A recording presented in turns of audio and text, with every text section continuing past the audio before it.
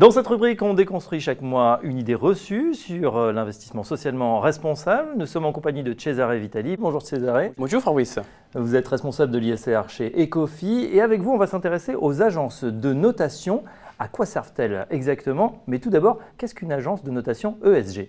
Les agences de notation ESG évaluent les politiques de responsabilité sociale, environnementale et de gouvernance des émetteurs des titres, tels que les entreprises ou les États, mais aussi d'autres types de structures comme les collectivités et les organismes supranationaux. Ces services permettent aux investisseurs clients de comparer les différentes pratiques ESG des émetteurs et de les intégrer dans leur choix d'investissement. Alors justement, quels sont les clients de ces agences de notation ESG? Les investisseurs particuliers et institutionnels qui ont choisi d'intégrer les critères ESG dans leur modèle d'analyse sont de plus en plus nombreux. C'est grâce à cette sensibilité croissante qu'on a assisté au développement du secteur de la recherche ESG, surtout depuis la fin des années 90. Il y a une différence entre les agences de notation financière classiques, les Moody's, Standard & Poor's, Fitch et les agences de notation ESG?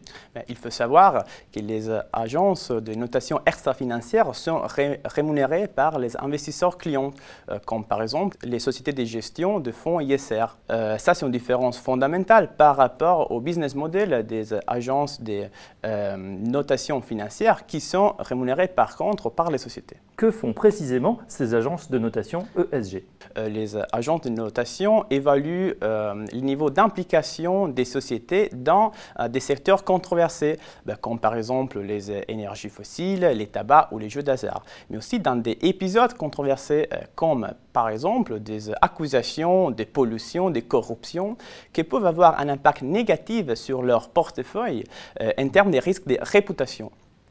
Cette activité, connue aussi sous le nom de screening négatif, permet aux investisseurs clients de recevoir des blacklists des sociétés sur la base de leurs valeurs et de leurs critères. Alors on peut imaginer par exemple que Volkswagen, avec son Dieselgate, faisait partie de ce screening négatif. A contrario, est-ce qu'il existe un screening positif? Bien sûr, les agences de notation ESG analysent aussi les politiques de responsabilité sociale des sociétés à travers l'évaluation des procédures internes, les relations avec les parties prenantes, l'impact sur l'environnement et la structure de gouvernance. Cette activité, appelée aussi screening positif, permet aux investisseurs de connaître les notations ESG de chaque société et de connaître quelles sont les sociétés plus engagées dans le développement durable. Ces agences de notation fournissent-elles de nouveaux services? Plusieurs agences de notation ont commencé à développer des services spécifiques sur l'impact, c'est-à-dire les performances réelles des sociétés concernant par exemple l'empreinte carbone, la création d'emplois et la parité homme-femme. Plusieurs agences de notation fournissent aussi des services spécifiques sur les consulting sur l'engagement des sociétés. Ces services consistent à identifier les thématiques plus stratégiques en termes d'engagement et à accompagner les investisseurs dans leur démarche de dialogue. Et alors vous-même, Cesare, comment évaluez-vous la performance de ces agences de notation? Évidemment, les agences de notation sont évaluées par leurs clients sur la base de la qualité et du détail de leurs recherches. C'est pour ça que plusieurs agences de notation ont obtenu des certifications spécifiques sur la qualité concernant la recherche de la responsabilité sociale des sociétés. Mais au-delà de la qualité, les agences de notation doivent garantir aux investisseurs d'analyser les sociétés d'une façon indépendante. Mais même la transparence a son importance parce que ça permet aux investisseurs clients de comprendre les modèles d'analyse utilisés, les critères ESG appliqués et les calculs de notation d'une manière objective.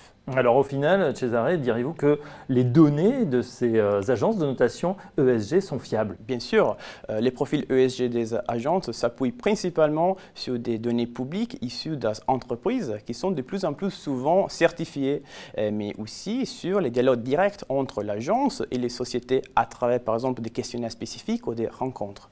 Il faut dire aussi que les agences de notation utilisent aussi les données publiées par les parties prenantes externes des sociétés comme par exemple les ONG, les syndicats, les associations ou les médias, avec le but d'avoir une analyse complète et impartiale.